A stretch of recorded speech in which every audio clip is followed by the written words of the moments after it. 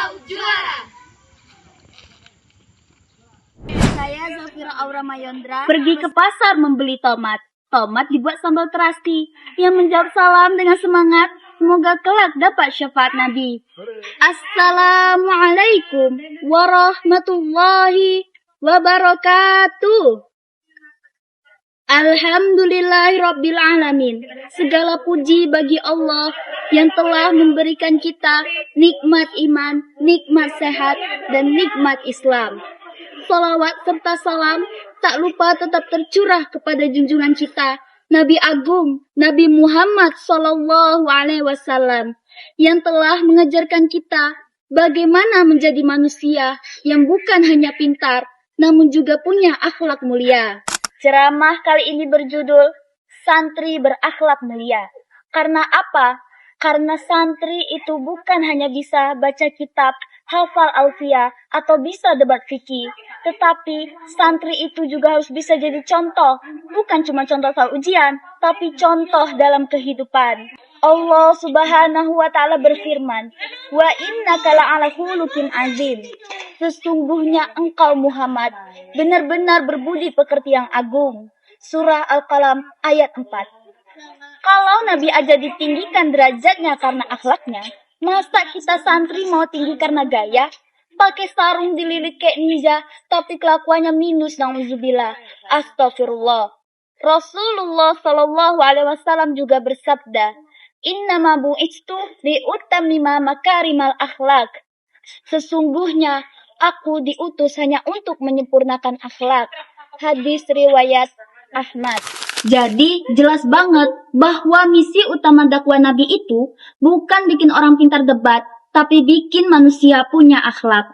Lalu akhlak santri itu harus yang seperti apa sih? Nih, dengarkan baik-baik ya. Taat pada guru dan orang tua. Kalau disuruh ngaji, jangan jawab lagi mager. Ini pondok, bukan kos-kosan. Mager bukan bagian dari kurikulum. Jujur dan amanah. Kalau disuruh jaga gorengan di kantin, jangan bilang ini gorengan kena angin jadi mengecil. Padahal itu mah kamu yang makan. Rendah hati dan gak sombong. Baru hafal 3 baris alfiah, udah gaya kayak ulama besar. Halah, itu juga kamu nyontek dari tembok. Hadirin sekalian, akhlak itu adalah cerminan hati. Santri itu bukan hanya pintar baca kitab, tapi pintar menjaga lisan, sikap, dan niat. Jangan sampai pas di pondok bilangnya, "Akhi, ukhti, ayo kita hafalan." Tapi pas di luar pondok bilangnya, woi, ada gosip baru nih." Ingat ya, ilmu tanpa akhlak itu seperti kuda tanpa kendali.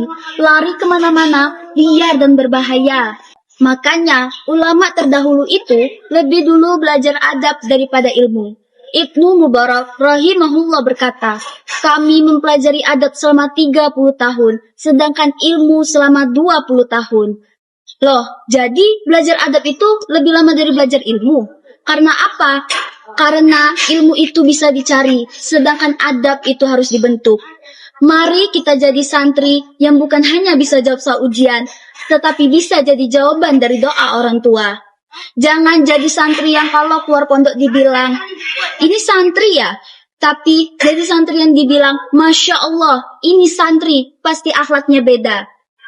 Jadi, siapa yang mau jadi sebaik-baiknya manusia? Yang jago pidato, belum tentu. Yang bisa baca kitab, waduh, juga belum tentu. Tapi, yang akhlaknya mulia, nah, itu baru sebaik-baiknya manusia. Burung irian, burung cendrawasih. Cukup sekian dan terima kasih. Ingat pesan Nabi SAW. Sebaik-baik kalian adalah yang paling baik akhlaknya. Hadis riwayat Bukhari dan Muslim. Jadi, siapa yang mau jadi sebaik-baiknya manusia?